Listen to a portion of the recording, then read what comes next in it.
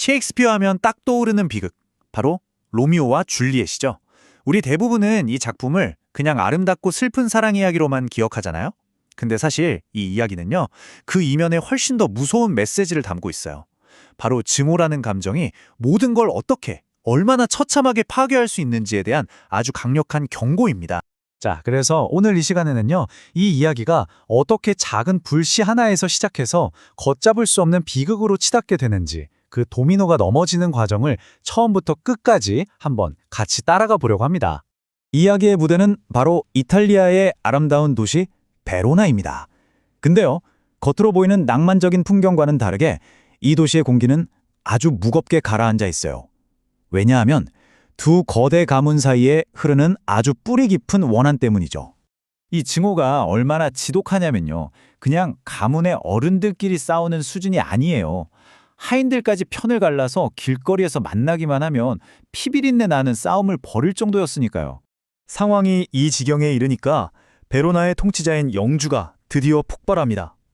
아주 엄중한 경고를 하죠. 다시는 이 거리의 평화를 어지럽히는 자, 그 목숨으로 대가를 치를 것이다. 이제 이건 그냥 가문 싸움이 아니라 목숨을 건 전쟁이 된 겁니다. 그런데 있잖아요, 정말 아이러니하게도 이 지독한 증오와 폭력의 한가운데서 누구도 상상하지 못했던 감정이 싹트기 시작합니다. 바로 적, 원수의 가문을 향한 사랑이었죠. 사실 이야기 초반에 로미오는 로잘린이라는 다른 여자를 짝사랑하고 있었어요. 근데 이건 뭐랄까? 좀 자기 연민에 빠진 미성숙한 사랑이었죠. 아, 나 너무 힘들어. 이런 느낌? 그런데 줄리엣을 만나는 순간 모든 게 바뀝니다. 이건 완전히 다른 차원의 사랑이었어요. 첫눈에 서로의 영혼이 통하는 진짜 교감이었죠. 그리고 줄리엣, 정말 대단한 인물이에요. 나이가 고작 13살인데도 굉장히 똑똑하고 당돌하죠. 로미오가 좀 폼 잡으면서 키스를 하니까 당신 꼭 책에서 배운 대로 키스하네요? 이렇게 딱 꼬집어 말해요.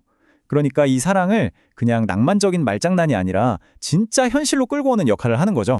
결국 두 사람은 이 모든 걸 뛰어넘기로 결심합니다. 가문의 반대를 무릅쓰고 로렌스 신부님의 도움을 받아서 비밀리에 결혼식을 올려요. 신부님도 사실은 큰 기대를 품고 있었어요. 어쩌면 이 아이들의 순수한 사랑이 이 지긋지긋한 오래된 원한을 끝낼 수 있는 유일한 희망이 아닐까 하고 말이에요. 하지만 이 작은 희망의 불씨가 채 타오르기도 전에 이 도시를 지배하던 증오라는 괴물이 다시 잔인한 본색을 드러냅니다.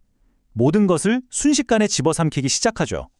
바로 이 장면이 이 비극에 돌이킬 수 없는 전환점입니다. 길거리에서 줄리엣의 사촌인 티볼트가 로미오에게 시비를 걸어요. 근데 로미오는 이제 줄리엣과 결혼했으니 티볼트도 가족이라고 생각해서 싸움을 피하려고 하죠. 이걸 본 로미오의 절친 머큐시오가 네가 안 싸우면 내가 싸운다 하고 대신 칼을 뽑아요. 로미오가 그 둘을 뜯어 말리려고 끼어드는 바로 그 순간 티볼트의 칼이 로미오의 팔 밑으로 들어가 머큐시오를 찌릅니다. 친구의 죽음에 눈이 뒤집힌 로미오, 결국 이성을 잃고 티볼트를 죽여 복수하고 맙니다. 결국 티볼트를 죽인 죄로 로미오는 사형은 면했지만 베로나에서 영원히 추방당하는 신세가 됩니다. 생각해보세요. 사랑하는 줄리엣과 결혼식을 올린 지 정말 불과 몇 시간 만에 영원히 헤어지게 된 거예요. 로미오는 떠나고 엎친 데 덮친 격으로 줄리엣의 부모님은 억지로 그녀를 페리스라는 남자와 결혼시키려고 해요. 정말 사방이 꽉 막힌 절망적인 상황이죠. 그래서 줄리엣과 신부님은 정말 위험천만한 마지막 계획을 세우게 됩니다. 로렌스 신부님이 내놓은 계획은 정말 대담했어요. 자, 들어보세요. 먼저 줄리엣이 특수한 약을 마시는 거예요. 그러면 42시간 동안 죽은 것처럼 가사 상태에 빠지게 됩니다. 당연히 가족들은 줄리엣이 죽었다고 생각하고 가문의 묘지에 안치하겠죠.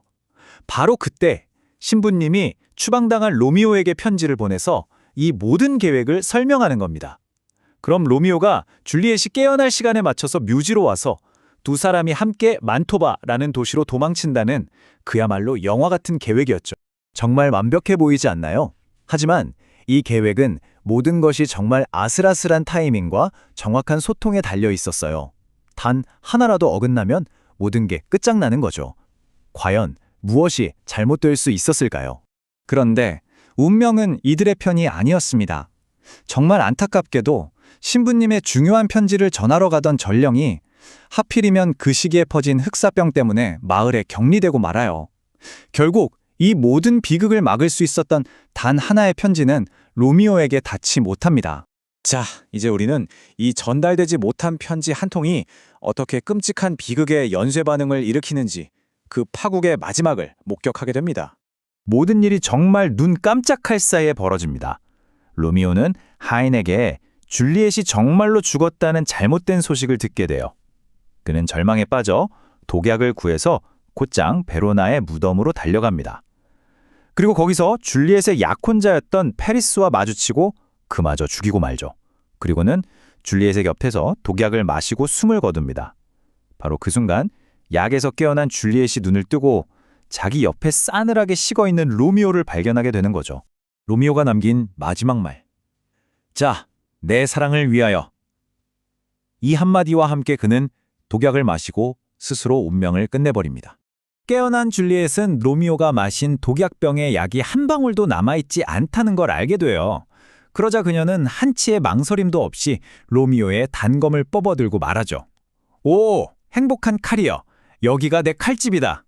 그리고 그의 뒤를 따릅니다.